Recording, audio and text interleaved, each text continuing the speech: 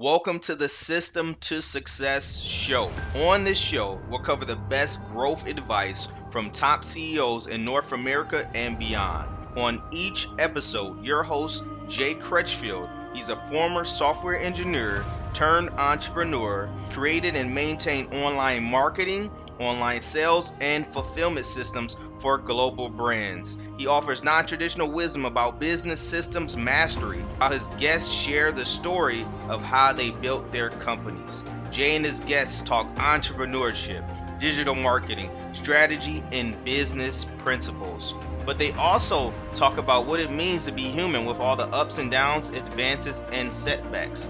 And what he does is he takes his information and strategies that has helped catapult global brands and brings that to the small business owner to give them that advantage. Make sure to subscribe and follow for more of these business system mastery principles. These were leaders, these were managers in this particular workshop that I was delivering, and I could pull life experiences, both from before I was a speaker, but also roles that I've held in a not-for-profit capacity, so that I could have those stories that would relate to them. Wow, that definitely makes sense, is making sure that you're walking before you start doing the talking, so that you have that credibility. So transitioning to going back to that time when you transitioned to owning your own business, you said branching off in the late 80s, and you decided, I'm going to do this on my own. What inspired that decision to step out there on your own as an independent consultant? It was a couple of things. As I mentioned, my husband and I moved around a lot because primarily we were following his career, and that was very much by choice on my side. So because I was in a corporate environment and he still is in the university environment, and I thought, well, there's more corporations than there are universities, so it'll be easier for me to find a new position if we move to a new place.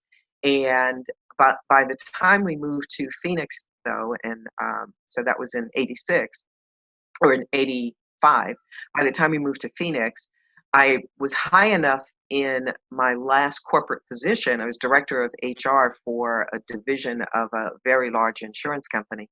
And it was a little harder to find positions at that level, especially if you move into a place where at the time there were not that many headquarters. So back in that time, there were not many headquarters of companies in the Phoenix area. And so I thought, well, this is a good time to start my own business. And I knew several other people that had started their own consulting or training companies. So that's what motivated me to do it, because I wanted to have more personal time, which is kind of a joke if you've been in the business at all, because you're working all the time now, not just 5 days a week. But I wanted to be more in control of my time, so I could be more present as the spouse of, relative to the work he was doing. And I had moved away from training and development and more into management and leadership. So I loved the jobs that I had, but I missed being more connected to the actual learner. And so that motivated me to start my own business, because I figured, well, if I don't try it, I'll never know if I could be successful at it. And it's pretty easy to, the good news and the bad news about the training and the speaking business is there's no one way to do it. That's good news. You can find your own way, but it's also bad news. There's no one way to do it. And so you have so much information and so many different ways to do this work successfully that it's sometimes hard to figure out what works for you. So I was fortunate to have some good mentors in the early days, and I had clients before I even really quit my quote unquote real job. So I knew that I had some money coming in. And then once I joined the National Speakers Association, I realized, I need to do, because this was way before the internet and all of that, I need to do marketing, I need to write books, I need to write articles, I need to do things that show that I know what I'm talking about, and continue to learn that marketing and sales part to build the business. Wow. So you jumped out there, but you said beforehand you made sure that you had your connections and some things lined up. And Mhm. so looking at that as one of an aspiring speaker that may be thinking like, okay, I haven't really gotten my first paid speaking engagement. How or what should I do to start to finally land my first one? Yes. So and I appreciate that you said my first engagement this time. So I'm going to start with my pet peeve and get that out of the way. I never, ever call engagements gigs. Gigs is how you harpoon a fish or a frog. And I'm not trying to kill my clients. I want to be partners with them. And I strongly believe that we need to have a certain mindset about the work we do because it is hard to be successful in this business and it's lonely. And so I think of engagements because I'm engaging not only the audience, but I'm engaging with my client partners and with my clients or customers. I may not ever meet those clients or customers, but ultimately, I'm wanting to help my client, meaning the business, be more successful and their employees be more successful. And that's engagement. That's not just going in trying to let me go do this speech, get paid for it, and go to the next one. And there are a good number of people, unfortunately, in my opinion, who are speakers. I don't call them professional speakers. There's a difference between public and professional. Professional have some ethics and they put their clients first. Because here's the thing, if you're in this just to make money, you're not going to be very successful. Now, you have to make money in order to continue and to ultimately achieve your own objectives, both for your client and for you. However, you need to be in this business because you have a message that you believe will help people live a better life in some way. You know, whether it's time management and productivity, leadership, doesn't matter what the topic is, but you have something unique to you, or the way you deliver it is unique to you, that people are willing to pay for. And the better you get at delivering that message, the more money you're going to make. So it's the money is the reward. It's not the purpose in the first place. So back to the question about how do you get that first engagement? First and foremost, there's no such thing as a free speech. Now here's how I mean that. In order to get that first paid engagement, you need to speak a lot because people are taking a risk when they bring you in. They want to know, are you good at what you do? Because whoever that meeting planner is, whoever that contact is that's going to bring you in, they're putting their reputation on the line when they bring you in. So you have to always remember you need to make that person look good by being really good yourself. And so one of the ways you can do that is speak not for pay as often as you can, because you'll be practicing how to make your presentation better when you're talking for free. You know, I'll get back to no, there's no such thing as a free speech in a minute. So speak as often as you can in front of as many audiences as you can. In any city, there are lots of organizations like the Rotaries and et cetera that are looking for speakers all the time. So, and you don't have to do your whole full-blown speech, but if you only have 15 minutes, then work at delivering one segment of it. So you want to develop that speech. So let's, focus on keynotes. So if you're delivering a keynote or a presentation for 45 or 60 minutes, you really want to get clear in your head on what your stories are, how long they take, how many points you want to make, what action it is you want people to take, working the stage, so read as much as you can books about speaking, as well as go watch other people speak, not to take their material, that's big no, but rather to watch their technique. And you can do lots of that on YouTube. There's just speakers all over the place on YouTube, where you can just watch their technique. So start telling your friends that you're a speaker that speaks about whatever it is your area of focus is, and work your way into doing free speeches. Now, here's what I mean by there's never a such thing as a free speech.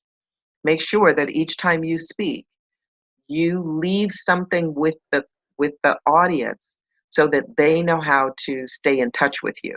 So whether it's on the PowerPoint slide, but even better than that, on a postcard or some type of handout that has information on it that they want, like your 5 steps to whatever, but it also has your contact information, your website, and your email address. And in this business these days, you have to have a website, you have to have video clips, because people want to see you in action. So in those free speeches, here's how they become not free.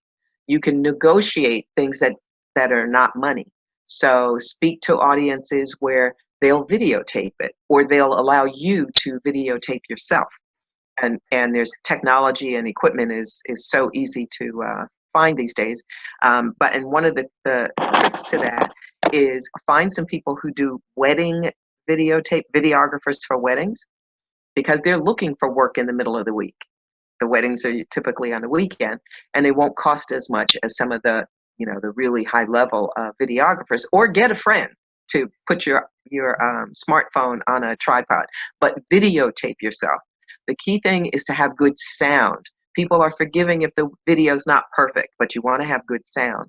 Get those on your website, so you can negotiate getting video. You can negotiate getting the attendee list. Now, people are concerned about privacy, especially right now with everything going on with social media, but ask for at least the name of the participants and the companies that they represent. So if you're speaking at some type of association, then you now have lots of potential clients. One of the things that if I were to do it over again, I would have made sure right from day one, I had a way to collect those names, because that builds your database.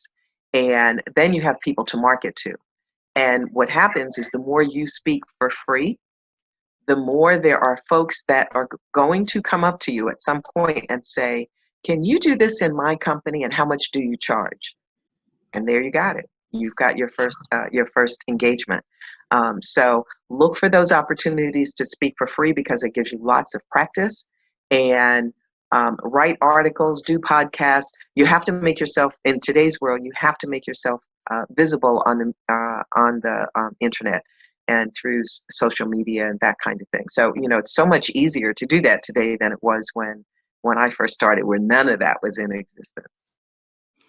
Wow. So I'm curious about that portion, Lenora, about just the difference in how you went about making yourself visible before the blasting of social media and those types of things. So a couple of things. One of the things that when people hear National Speakers Association, they think that oops, looks like we froze a little bit.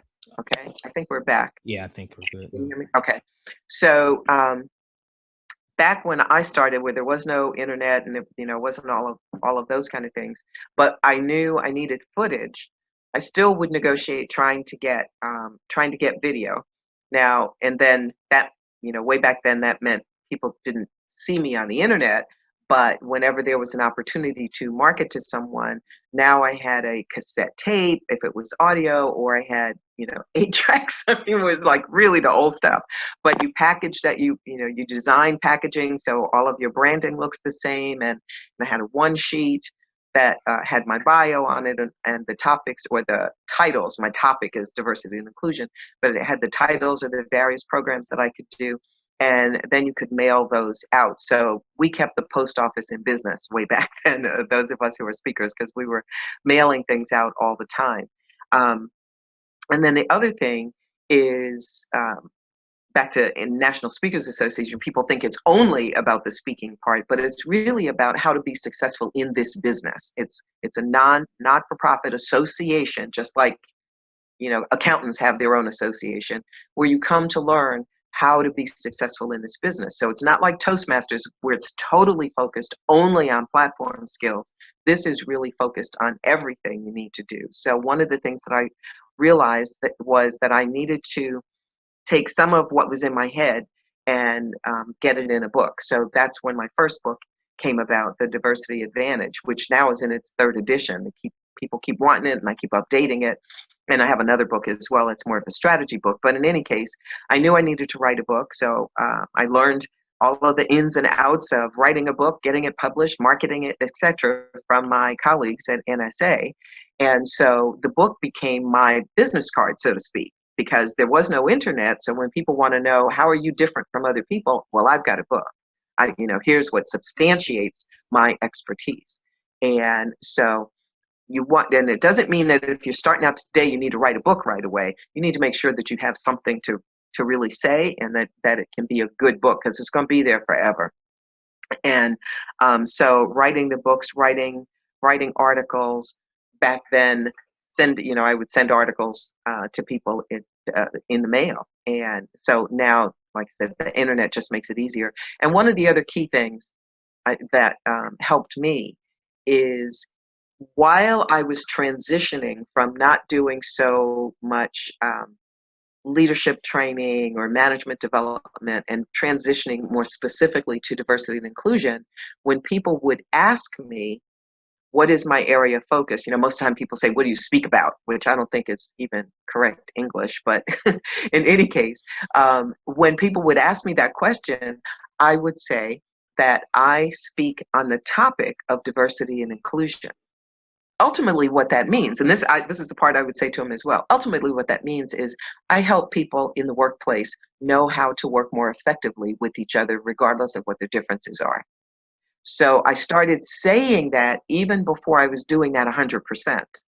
And that developed my branding, my personal branding. So people that knew me, they think Lenora, they think diversity. And that is still true today. I get most of my business through referrals and repeat business. And then the last part is, people find me on the internet because I'm sort of all over the place. But it's because I branded myself so well. If they think Lenora, they think diversity. And so that worked for me. And that was accidental, actually, but now it's much more intentional. When I first started doing it, it was accidental, but it's much more intentional. And so, you think about how you want to define yourself, and you want to think of how you define yourself relative to what you do in a way that answers a question for potential clients. That's what's in it for them. So don't just say I'm a leadership speaker, because people don't want speakers. They want experts who speak. And so think about what your expertise is, and then speaking is one of the ways that you share that expertise. Wow. Wow. I mean, there was so much meat in there in that statement. And I know we have to wrap up pretty soon. Really enjoying this conversation. One of the last things that may be helpful to speakers is I'm wondering on this side of, once they get that first paid speaking engagement and they're all excited because they got their first one, what's some next steps that they should take to and maybe not necessarily ensure, but maybe encourage more paid speaking engagements? Yes. So back to that, no speech is free. Whether the speech is free or you're being paid for it, ahead of time, you want to ask the client for a testimonial. And these days, just a paragraph. I mean, the old days, we'd ask for a whole letter, which is really hard to get because everybody's so busy. But what you do is you ask them, you say to them, now, if I'm wonderful, you love what I do, and et cetera, the way I build my business is through word of mouth and referrals. So just like you heard of me, I would appreciate it if you would give me a referral in the form of a testimonial. So here's how I do that. In my letter of agreement, I include in it, in addition to the fee, and especially if it's free, I put this in there, but in addition to the fee, then I want them to connect me to 5 of their colleagues who hire speakers. And they're going to connect me via email. So they're going to write the testimonial is really the email. So they're going to tell their colleagues how wonderful I was. and they're going to copy me on it. So now I have the contact information for the 5 people they referred me to, and I can follow up with those folks. Um, then with the client, another thing you can do today, and I'm always working at being better at this. I think I only have 4 or 5, but I always carry my own microphone that I can connect to my iPhone, a handheld microphone that looks like a microphone from the platform. I always carry that with me. And then after the session, that's when people are most excited and they love you and they thought you were fabulous. Then I will ask them, and it doesn't have to be the client specifically, it could be anybody in the audience, but I do try to get this from the client too, is I will ask them, would you be willing to say that on video? Now, some people get really nervous and say no, but other people, I'll say, I just need you to say exactly what you just did in a few minutes, when I finish talking to everybody else. And I want to capture them with that energy. And then that testimonial will go on your website, and all the other places that you might want to put it. Because again, remember, people are looking to make sure you're safe, make sure that you are going to make them look good if they bring you into their company or their organization. So you want to get those written testimonials. Then you eventually want to put those testimonials on your website. On my website, I've got a long page that have a ton of testimonials on it. And it also shows the many clients that I've worked with. So people are looking for evidence, social evidence that you are as good as you are. So you get those testimonials. And then another thing that you can do is you really want to pay attention to the personal things you learn about your client. So the individual, him or herself, as well as their business, so that when you are reading something or you see something, you see a magazine article, tear out the magazine article, drop it to them in the mail, which, nobody gets mail anymore. So you'll really stand out, with a little note on it, thought you would be interested. I also do that digitally. So I may be reading something and I'll drop a client. Maybe I haven't spoken to that client or connected with that client in 4 or 5 months. I drop something to them in via email. Saw this article, thought you might be interested in it. And the other thing that you want to do online is to create some way that you will stay present with them. So people don't have time to read long newsletters anymore, but do something on a regular basis. So in my case, I am on Twitter every day. I have a news brief that comes out once a week that is not just my material. It's material gathered from all over the place, because my clients don't have time to read everything about diversity and inclusion. So I want them to see me as I'm the expert that's going to pull in information that you might want to use that might be beneficial to you, and I'll send it to you once a week. So I've got a list of people that subscribe to my news brief, and I invite the viewers to sign up for it, just so you can see what it looks like. Now, if it's not of interest to you, if the topic isn't, then you can always unsubscribe, but at least subscribe to it so you can see what it looks like over a couple of weeks, and you'll get a sense of how that works. But that way my name stays in front of people. So I tweet every day.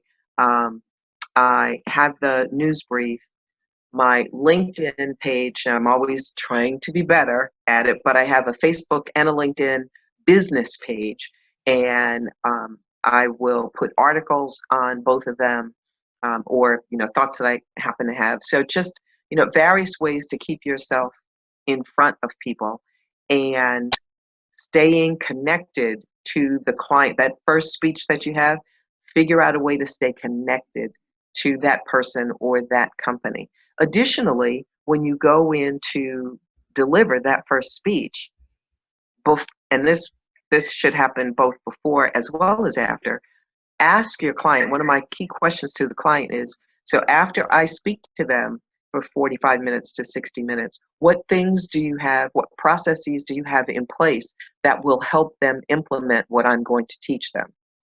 And most of the time they have nothing. Well, now that opens the door for me to do training or coaching or consulting, whichever one of those things that I most want to do. I don't do individual coaching, but I'll do group coaching. They may not be able to afford to send me all over the place for their company. Although I do have clients that I've been in every one of their offices all over the world. That's always nice when that happens, but oftentimes they don't have a budget that big. And so then that opens the door for webinars, You want to think of, remember, you're an expert who speaks, but recognize that speaking on the platform is just one way to be successful in this business. How else can you get your word out there? How else can you help your client be successful based on what you shared with them? And in the meantime, continue to learn about this business, both the craft of speaking as well as being effective as a professional. So, of course, I'm going to plug the National Speakers Association because we have local chapters everywhere. So if you have a local chapter near where you live, that's really where you'll meet people that will stumble over themselves trying to help you be successful, because we believe that we want to build a bigger pie. We don't see each other as competitors, but rather as colleagues. Wow, Lenora, you dropped so much wisdom and so many jewels today. I'm so excited. I know the audience is excited to hear these jewels. And for those audience members that want to learn more about you and are interested in joining on your newsletter and finding out more about your services, where should they go? So there's several ways you can connect with me. So my website is Ubuntu Global. So I'll spell that: U, B as in boy, U, N as in never, T as in Tom, U, and then the word global, ubuntuglobal.com. And so that's kind of the best place to land to see various things. And then on Facebook, you can find me by my name, Lenora Billings-Harris. My business Facebook page is called Diversity Coach. Couldn't believe that one wasn't already taken up, so I have that. And then on LinkedIn, you can find me by my name and also my business, which under Ubuntu Global, so you can find it that way. Twitter handle is LBH, my initials, LBH Diversity. And let's see, what else am I missing? I think that's all. And my email address, two ways you can reach me. You can write, if you're on the website, you just click on it and it's going to be info@ubuntuglobal.com, or you can also write me diversity@ubuntuglobal.com. So all of those ways, and I'm happy to connect you to any NSA, and I would encourage you to also go to the NSA website. It's NSA Speaker, no S on the N, nsaspeaker.org, and just surf it and click on the buttons. There are lots of resources available, some free, some for pay. And we have an excellent magazine that's a physical magazine that you'll get a copy of if you're a member, but the digital version is free. So just click on resources, go to the bottom of that page, and you'll see you can either get an app for the magazine, or you can just look at it online. And that is always filled with tips and techniques around marketing and platform skills, just everything you ever wanted to know about speaking.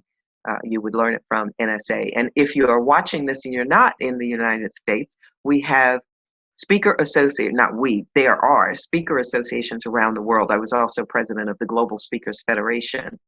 And their website is we just changed it, Global Speaker Federation.net. But if you just Google Global Speaker Federation, you'll find the website, and you'll see the 14 or 15 different countries where we're located, and those are professional speakers that get together and help each other be more successful as well. It's really enabled my global business to grow because now I've got a friend on every continent except Antarctica. Wow, Lenora, this has been such a pleasure. Thank you so much for being on the show today, and I definitely look forward to connecting with you in the future time. Thanks again, Lenora. My pleasure. My pleasure.